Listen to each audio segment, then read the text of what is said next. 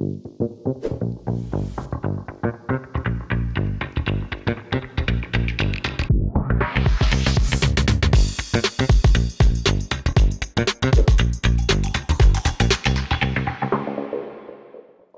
welcome to the next episode of Evo Inspires. As you know, I'm Jason French, the Managing Director of Evolution Australia, and today I'm joined by Jakob Webster, who has extensive leadership across the professional services industries as well as other commercial entities.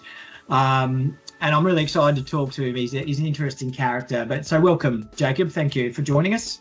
Thanks for having me, Jason. Let's kick straight off, mate, with what's the one piece of career advice you wish someone had given you when you started out? I'm actually going to sort of break the response mold to the question, and I'm going to say two things. Cool.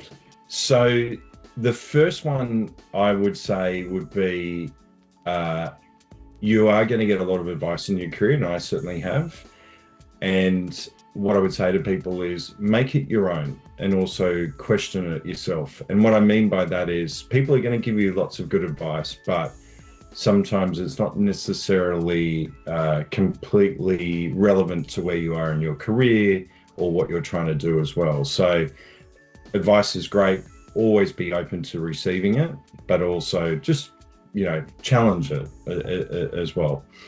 The second thing I would say in terms of advice that I wish I got more or earlier in my career is definitely challenge yourself and put yourself out there. I think a lot of people follow a very defined career path, and it's not necessarily a career path that they've defined themselves, but rather they follow a similar path to what they've seen to their colleagues or peers or superiors, whatever you want to call it. The things I've certainly got out, the best things I've got out of my career have been where I really sort of put myself out there and challenged myself. And it's felt uncomfortable at times for sure, but it's put me in such good stead in future roles. Absolutely. Yeah, interesting. In my role, sort of everyone wants to become the manager.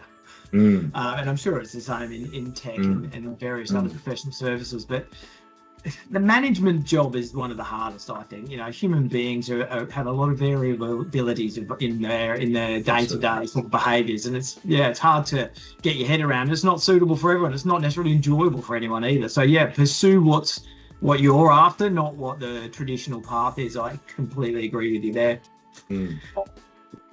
What's a pivotal moment in your career journey that made a significant impact on where you are now, I guess?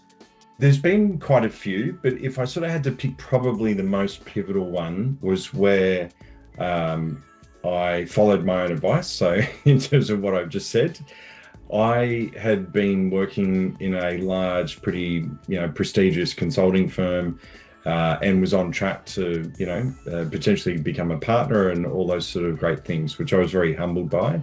But I decided that, it felt time in my career to go and do something that challenged me again. I'd been essentially getting a bit comfortable, I think, if I sort of reflect on it in hindsight. And I took a role that a lot of people, to be honest, probably thought, and even part of myself thought, was a bit of a step backwards.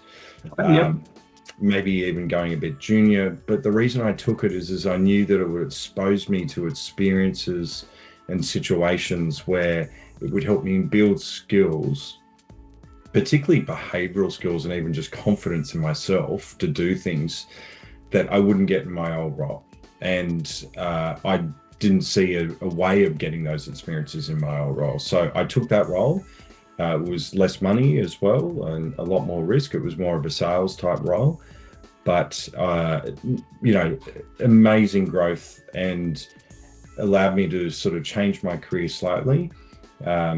Just taught me skills and ways of looking at things, and also, to be honest, a good base level of resilience, which has really helped me step into leadership roles moving forward. And I'll be honest, I think sometimes separates me from some of my peers.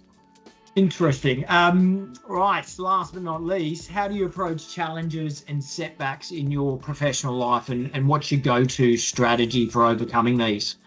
So I don't think mine's probably going to be anything unique. I don't go and sit in a cave for a couple of days like a Buddhist monk and sort of meditate it out or anything like that. A couple of things, really. It depends on the size of the challenge, right? I think, as you grow and mature as a leader, there's some things that are going to come along which you're going to back yourself and go, you know what, I can lean into this straight away and let's just resolve it. And I think often with challenges, there's a lot to be said for trying to resolve it quickly. But if it's a big sort of, issue or risk that's become an issue, I like to often think about it. A lot of people that have worked with me would probably say one of my common sayings is, let's sleep on it. Yep. And I'm a big believer in just doing that. So digesting what's happened, maybe even writing some notes in a notebook. I like to go for a walk as well, just before I go to bed, because I think walking and movement really helps you sort of subconsciously process what's going on. Sleep on it, and then as best you can the next morning, as quick as you can after you've woken up, get up and try and solve the problem. Either that being writing it out, talking to people, whatever your method is. And sometimes for me, it's a bit of both.